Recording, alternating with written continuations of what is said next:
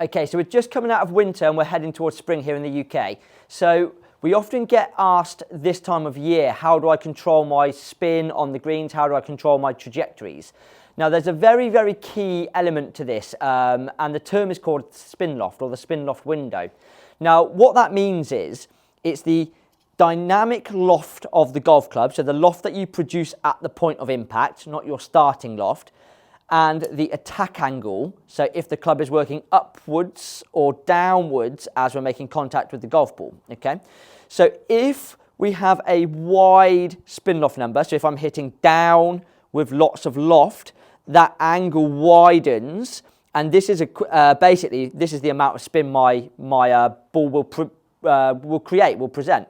If I'm chipping with an 8 iron where the loft is significantly lower and my attack angle will be a little bit shallower, well then you can see how my window decreases quite a bit, the spin loft number gets less, hence the ball will roll out a lot more.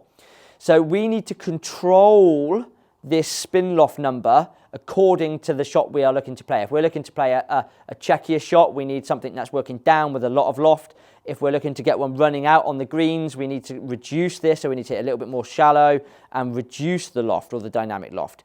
Now, one key element of the downward vector or the downward angle is it also, when we've got loft in our hands, the downward blow is key because it allows us to, most of the time, bottom the golf club out after the golf ball, which is probably the number one fault we see in amateurs. They sort of hit the ground a little bit early, the low point control is a bit poor. So the downward vector is very, very key.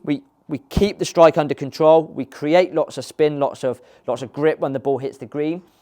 That's a massive, massive element in how we create those chips, how we control those chips. Now, we can see here, John's on the chipping green. We can see he's got a 50-degree wedge and also a 60-degree wedge. We can see the difference that is created between the spins just according to the loft. The other element that we've got to take into consideration is the ball and the grooves. So if we've got a dry ball with a decent cover, the ball will create friction on the face, so it will bite a lot more. If it's wet and the grooves are wet, the ball will roll up the face and there'll be no friction. Also, if the grooves are dirty, there's no bite to these grooves. So what we can see is nice clean grooves, nice clean dry golf ball. Hitting down with loft, we should be able to sort of bounce it a couple of times and see that ball start to check up and spin.